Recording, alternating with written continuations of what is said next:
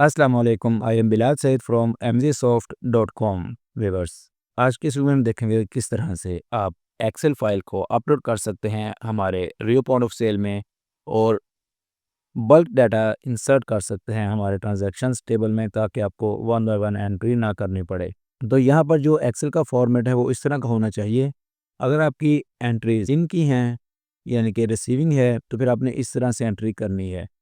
Date आ जाएगी, account ID है, account का नेम, अमाउंट आउट में ज़ीरो आ जाएगा, ओवरऑल अमाउंट इन में हर बंदे की जो रिसीविंग हुई है वो आ जाएगी। इतने आपके पास यही डाटा होना चाहिए, इससे कम या ज़्यादा कॉलम्स नहीं होने चाहिए। 1 2 3 4 5 6 और 7, इतना ही कुछ है। इस तरह अगर आपके पास दूसरी आउट की एंट्रीज़ हैं तो इस तरह से हैं। ये आप देखें 1 2 3 4 5 6 7 ही कॉलम्स हैं। यहाँ पर डेट है, अकाउंट आईडी, अकाउंट नेम है, आउट के अंदर यहाँ पर पेमेंट होगी, इन यहाँ पर ज़ीरो होगा। इस तरह से अपनी एंट्रीज़ बनानी है।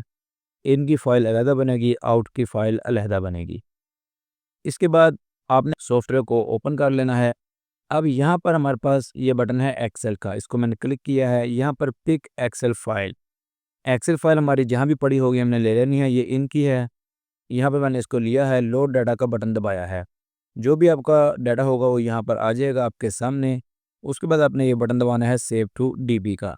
अब यहाँ पर ये चेक करेगा कि ये जो आपके तमाम अकाउंट आईडीज़ हैं ये हमारे रियो पॉइंट ऑफ सेल में अकाउंट्स के टेबल में मौजूद हैं या नहीं। इस वक्त ये कह रहा है कि अकाउंट आईडी 85 जो है वो मौजूद नहीं है। तो चलिए वापस चलते हैं, इसको यहाँ से बंद करते हैं, अकाउंट्स में आ जाते हैं। यहाँ पर आप देख रहे हैं कि 84 है, 85 मौजूद नहीं है।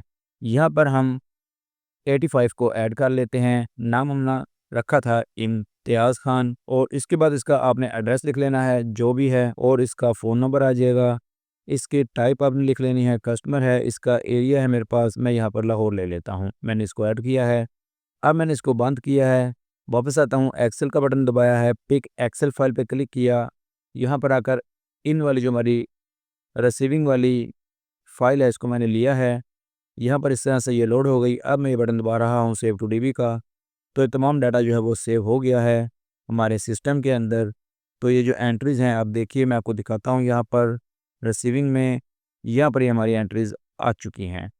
इस तरह से आप हमारे सिस्टम में बल्क डाटा एक्सेल फाइल के ज़रिए से डाल सकते हैं। उम्मीद है आपको आज की वीडियो पसंद आई होगी। इसको लाइक और शेयर ज़रूर कीजिएगा, और हमारे चैनल एमजी सॉफ्ट को ज़रूर सब्सक्राइब कीजिएगा। It is Bilal Saeed signing off. Allah हाफिज़।